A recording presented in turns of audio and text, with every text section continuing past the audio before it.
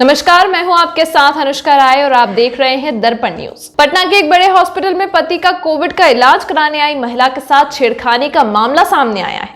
जरा देखिए वीडियो, किस तरह से महिला अपने दर्द को बयां कर रही है। क्या हुआ है, किस अस्पताल में हुआ है? सर, हम लोग नोएडा में रहते हैं, मैं और मेरे हस्बैंड। अभी होली में हम लोग बिहार आए हुए थे सर। होली मनाने के लिए पूरी फैमिली का गेट टुगेदर था।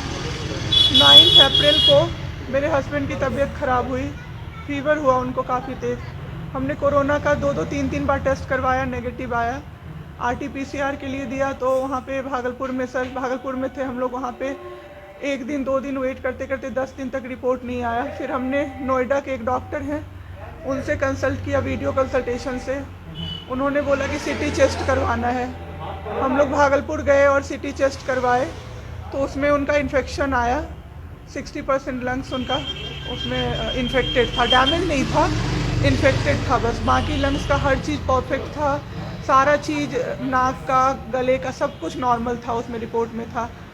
फिर हम लोग नेक्स्ट डे ग्लोकल हॉस्पिटल है भागलपुर में, ग्लोकल हॉस्पिटल लेके आए। वहाँ पे एडमिट कराया हमने ICU में। मेरी मदर की भी तबीयत ख़राब थी, मेरी मम्मी और मेरे हस्बैंड दोनों एक साथ एडमिट हुए। वहाँ पे इतनी लापरवाही हुई उनके साथ, इतनी लापरवाही हुई। डॉक्टर्स आते थे बस विजिट के लिए, 10 मिनट देख के गए। उसके अलावा जितने भी वहाँ पे नर्स थे, कंपाउंडर्स थे, सारे के सारे जल्लाद थे सर। कोई दवाई तक नहीं देना चाहता था पेशेंट। मेरी मदर टचवुड बेटर कंडीशन में थी थोड़ी, मेरे हस्बैंड बोल भी नहीं पा रहे थे उस समय तक। इशारे से पानी का ऐसे बताते थे, लेकिन कोई उनको पानी नहीं पिलाता था सर। वो मुझे हार के फ़ोन करते थे कि पानी पिला दो। जब मैं अंदर जाती थी तो ये लोग हल्ला करते थे कि क्यों जा रहे हो अंदर। फिर भी मैं जाके उनको पानी पिलाती थी, जूस पिलाती थी। रेमडेसिविर इंजेक्शन का नाम आप लोगों ने अभी तक सबने सुन लिया होगा कि कितनी मुश्किल से मिल रहा है। डॉक्टर ने वहाँ सजेस्ट किया, मेरे 2 पेशेंट थे वहाँ, हमने बहुत मुश्किल से अरेंज किया। जब वो इंजेक्शन मिला तो एक दिन रात को जब इंजेक्शन देने लगे, हाफ इंजेक्शन फ्लोर पे गिरा दिया उन्होंने।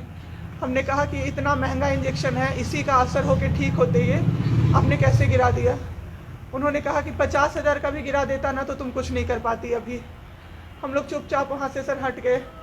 थोड़ी देर बाद वहाँ पे मेरे हस्बैंड को मैंने देखा कि उन्होंने 2-3 बार पॉटी किया था, यूरिन पास किया था, कोई क्लीन करने नहीं आ रहा था सर। 6 घंटे से वो उसी गंदगी पे पड़े हुए थे।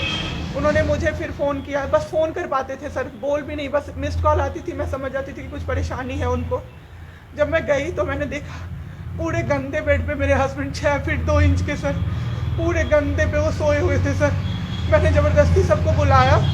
एक आदमी था ज्योति कुमार करके, ज्योति कुमार, सब लोग ध्यान से इसको कवर कीजिए। ज्योति कुमार एक कंपाउंडर था वहाँ पे। कौन सा हॉस्पिटल का नाम? Glocal hospital Bhagalpur. Jyoti Kumar compounder है वहाँ का, मतलब जो अटेंडेंट सब होते हैं ना वो है, लड़की नहीं है, लड़का है ज्योति कुमार। उसको मैंने रिक्वेस्ट किया कि भैया प्लीज़ आप मेरे हस्बैंड की मदद कर दीजिए, रात में ये लोग रुकने नहीं दे रहे हैं मुझे अपने पास, इनके पास। उसने बोला ठीक है, ज़रूर मदद करूँगा, ये कह के, और मैं अपने हस्बैंड से बात करने लगी। इशारे से ही वो बात कर रहे थे, मैं बोल रही थी। अचानक से मेरा दुपट्टा खिंचाया बहुत ज़ोर से। मैंने सोचा क्या हो रहा है। जब मैंने पीछे मुड़ी तो मेरे कमर पे उस आदमी का हाथ था और मेरा दुपट्टा वो ज्योति कुमार खींच रहा था। मेरी माँ पीछे से चिल्लाई, मेरे हस्बैंड ऐसे ऐसे होने लगे, पूरा पसीना उनको चल गया, कुछ बोल नहीं पा रहे थे वो। जब हम लोग ठीक थे ना, मैं बाहर निकलती थी ना, कोई मुझे ऐसे देखता था ना नॉर्मली ही तो कहते थे आंख निकाल लूँगा, क्या सोच के इसको देख रहे हैं। और मेरे हस्बैंड उस दिन बेड पे पड़े हुए देखते रहे कि मेरी वाइफ का कोई दुपट्टा खींच रहा है। और जब मैंने उस आदमी को देखा ना तो वो मुस्कुरा रहा था। मैंने ऐसे दुपट्टा खींचा और मैं कुछ नहीं बोल पाई, डर से कि मेरे हस्बैंड यहाँ पे है, मेरी माँ यहाँ पे है, ये लोग कुछ कर देगा, इस डर से मैं कुछ नहीं बाहर निकली। मैं बाहर निकल के मैं धम से बैठ गई। वो आदमी मेरे पास फिर आया, मुस्कुरा के बोला मैं ध्यान रखूँगा। मैंने बोला ठीक है भैया आप ध्यान रखना। मैंने कुछ नहीं बोला उसको, कुछ भी नहीं। 2-3 दिन बाद ऐसे ही कोई सुविधा नहीं, कुछ नहीं। मेरे हस्बैंड की तबीयत उस दिन से बिगड़ी जब रात के 2 बजे में मेरी मदर के बगल वाले बेड पे एक अंकल, मास्क उनका हट गया था और वो अंकल चिल्ला के नर्स को बुला रहे थे। और मेरी मम्मी चिल्ला रही थी जल्दी आइए ये मर जाएंगे, जल्दी आइए ये मर जाएंगे। कोई नहीं आया और अंकल ने दम तोड़ दिया। ऐसे 3-4 लोग उस 2-3 दिन के अंदर दम तोड़े हैं, बिना केयर के, बिना नर्स के आए। सारी नर्स टेबल कुर्सी लगा के सो जाती थी, कहती थी पागल हो गए हैं हम ही, अब मर जाएंगे इस कोरोना के चक्कर में, अब तो क्यों जॉब कर रहे हो, छोड़ दो, आपकी जगह कोई और आ जाएगा।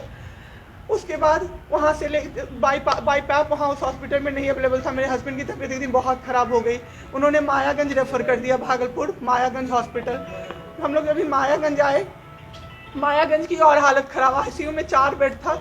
मेरे हस्बैंड के बगल वाले बेड पे 4 लोग 6 से 7 घंटे में 4 लोग ख़त्म हुए। क्यों ख़त्म हुए? वो नर्स को बुला रहे थे, सिस्टर आ जाओ, दिक्कत हो रही है, दिक्कत हो रही है, और सिस्टर नहीं आती थी। एक अंकल तो बुलाते बुलाते उलट के गिर गए, पूरा सर फूट गया, ब्लड और मर गए वो अंकल वहीं पे। इतना मेरे हस्बैंड डर गए। शाम होते होते मेरे हस्बैंड की तबीयत अचानक से ख़राब होने लगी, पूरा ये सब ड्राई हो गया, एक लेयर वाइट कलर का जम गया उनके ऊपर, बहुत ज़्यादा तबीयत ख़राब हो गई। हम लोगों को समझ में नहीं आ रहा था कि हो क्या रहा था। अचानक से मेरे दिमाग में आया ना, बुलाते नहीं, डॉक्टर को कम से कम 5-6 बार मेरी बहन बुलाने गई है, क्योंकि कोई डॉक्टर था ही नहीं ड्यूटी। कब हुई आपके हस्बैंड की डेथ? परसों सुनिए मेरी बात, पहले पूरी कहानी मेरी सुनिए। मेरी बहन 5 बार 6 बार गई है बुलाने डॉक्टर को मायागंज में, तो डॉक्टर क्या कह रहे हैं, यार रात में भी सोने नहीं दोगे, रात में भी सोने नहीं दोगे। जब हमने देखा जाके सर, तो लाइट ऑफ, इमरजेंसी के नाइट डॉक्टर्स का लाइट ऑफ, और सब नीचे बिछा के मूवी देख रहे हैं और सो रहे हैं, और दरवाज़ा तक नहीं खोला सर। मेरे हस्बैंड की ऐसी हालत हुई, जब मेरी दीदी बहुत जाके चिल्लाई, तब एक डॉक्टर आए वहाँ से, तो उन्होंने देखा क्या कि मास्क, उन्होंने ऐसे मास्क लगा होता है ना, उसमें एक ऑक्सीजन सप्लाई का पाइप होता है ना, वो पाइप ही नहीं लगाया था सर, बस मास्क लगा के छोड़ दिया था, ऑक्सीजन सप्लाई आ ही नहीं रहा था। जब बहुत कम हो गया तब वो डॉक्टर आए और पाइप लगाया, मेरे हस्बैंड तुरंत में जिंदा हो गए। उसी दिन से उनके दिमाग में वो ऑक्सीजन की किल्लत का डर बैठ गया सर। 7 घंटे बिना ऑक्सीजन, 7 घंटे बिना ऑक्सीजन के रहे सर, लड़ते रहे। फिर उस दिन इतना वो डर गए, वो बोले नहीं अब हमको कहीं बाहर लेके चलो। दिल्ली में सर हमने बेड का किया, बहुत पता नहीं था, दिल्ली में कहीं भी जगह नहीं था। हम पटना आए, राजेश्वर हॉस्पिटल में सर पटना आए। यहाँ पे इन्होंने कहा आईसीयू में अटेंडेंट नहीं अलाउड है, नहीं जाओगे आप। मेरे हस्बैंड रोने लगे कि मेरी वाइफ को बस भेज दो, वो रहेगी तो मैं ठीक हो जाऊँगा। इन लोगों ने नहीं अलाउ किया सर। आज मैंने देखा, एम्बुलेंस से हम लोग भागलपुर से पटना आए थे राजेश्वर, रास्ते में उनको 3 बार पॉटी हुई थी सर। उसी गंदे बेड पे उनको 4-5 घंटे राजेश्वर में सुलाया रहा।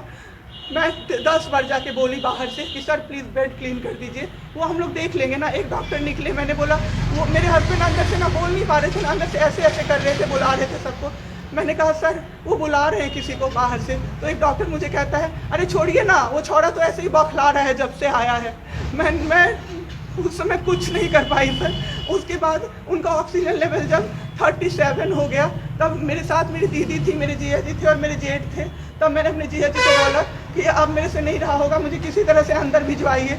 तब उन्होंने ज़बरदस्ती मुझे अंदर भेजा और 37 से 74 मैंने कर दिया 10 मिनट में। मेरे बाबू का ऑक्सीजन लेवल मैंने बढ़ा दिया।